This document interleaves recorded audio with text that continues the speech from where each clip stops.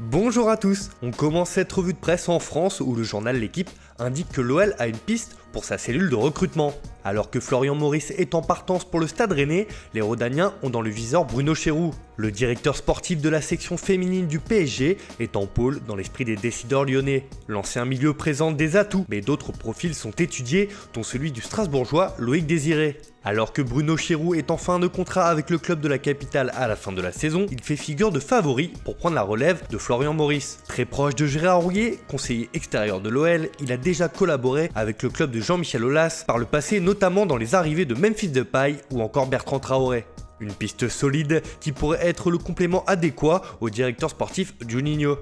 Toujours dans l'Hexagone, mais dans les colonnes du Parisien, cette fois où l'on apprend que les joueurs de Ligue 1 et Ligue 2 ne seraient pas très chauds pour une reprise rapide des compétitions. Sondés par l'UNFP, les joueurs professionnels pourraient dire non. En effet, ils estiment que les risques sanitaires et de blessures sont trop importants. L'UNFP pourrait annoncer une recommandation extrêmement puissante avec un nom franc et massif pour un retour sur les terrains. Une affaire qui pourrait défrayer la chronique dans les prochains jours.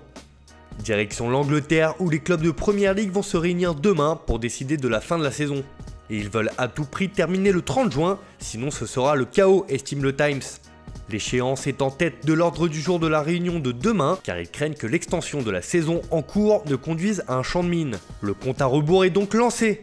Une information qui fait aussi la une du Daily Express, qui estime pour sa part que si l'exercice en cours va au-delà du 30 juin, cela sera compliqué avec les fins de contrat. Même chose en une du Mirror où les clubs veulent que la campagne soit écourtée s'ils ne peuvent pas jouer tous les matchs d'ici le 30 juin pour mettre fin au chaos de l'été. La réunion entre les clubs de Première Ligue ne va pas manquer de faire réagir autre manche, mais les principaux acteurs veulent à tout prix terminer la saison le plus rapidement possible. On file en Espagne où c'est le mercato d'une pépite du Barça qui fait la une du quotidien sport. En effet, Riqui Puig est très courtisé un peu partout en Europe. Le milieu de terrain voit le Celta Vigo, l'Ajax ou encore des équipes de Première Ligue et de Bundesliga s'intéresser à lui. Le Barça ne veut rien précipiter, il compte sur son jeune joueur pour l'instant et estime par ailleurs que dans tous les cas, il fera la préparation estivale avec le club Blaugrana. Une décision sera prise pour donner une impulsion à sa carrière par la suite. On imagine donc qu'il pourrait être prêté la saison prochaine afin d'acquérir du temps de jeu.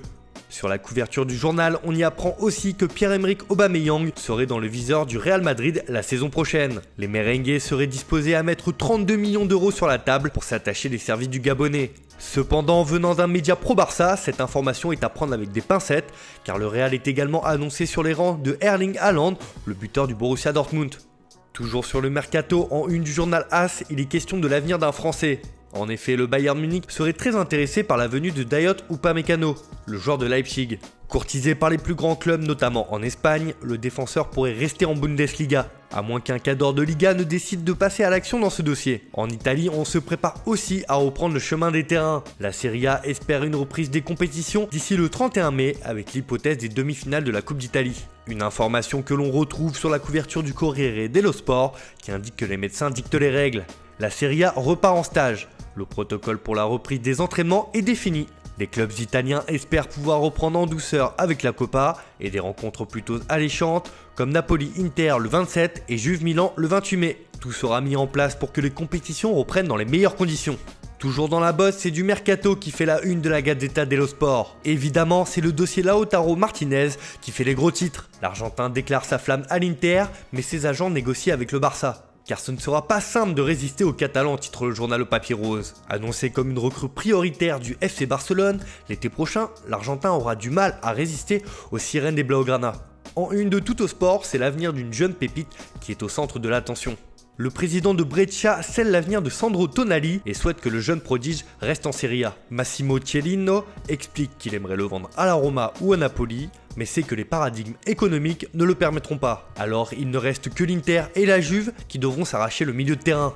En parlant de Brescia, on termine ce tour de la presse en Turquie, où c'est un nom bien connu de la Ligue 1 qui fait la une de Photomatch. Et c'est Mario Balotelli qui pourrait rebondir en Super League à Galatasaray. L'Italien aurait dit oui au club stambouliote pour la saison prochaine. Alors que Radamel Falcao pourrait ne pas rester sur les rives du Bosphore, le club voudrait le remplacer par une autre star mondiale et Balotelli semble être le remplaçant idéal.